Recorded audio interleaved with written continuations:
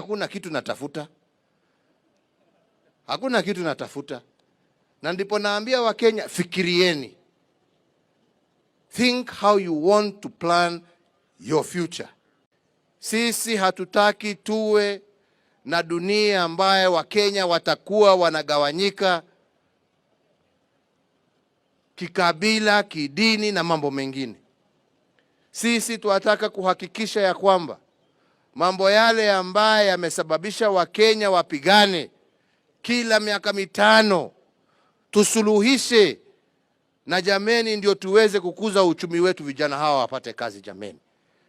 Kazi haiwezi kupatikana tukiwa kazi yetu itakuwa kupiga siasa 24/7. Hapo sipo kazi itatokea. Na nataka niwaambie kwa ukweli, kazi itatokea viongozi wakija pamoja, watatue mambo kwa njia ya haki, ile ambaye tutahakikisha ya kwamba rasilimali ya taifa letu la Kenya inaenda kwa wananchi katika kila kona ya Kenya, bila kujali amezaliwa wapi, ametoka wapi, rangi gani, dini gani, kona gani. Hiyo haki peke yake ndio itatuwezesha kuwa na amani ya kudumu. Otherwise, kila wakati tutakuwa tunashindana kwa sababu ni winner take all.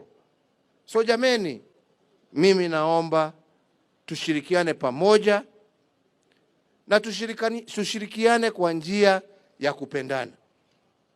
Na nawauliza kwa heshima, hakuna kitu rahisi kuliko kutukana mwenzako. Kujenga ndiyo ngumu. Kujenga ndiyo ngumu. Na mimi naongea na nyinyi vijana, na nawaambia kwa kihaki, mwaweza tutukane kila mtu akipita, lakini ujiulize kama hiyo matusi ndio itakuokoa, iokoe maisha yako, iokoe maisha ya watoto wako na bibi wako ambao wako nyumbani. Utakula ya siku hiyo, kesho utakula ya nani? Sisi tunataka taifa ambalo kila Mkenya anajiweza ye mwenyewe, anajisimamia ye mwenyewe, sio kugojea kutegea yale ambaye ataletewa na mwingine. Na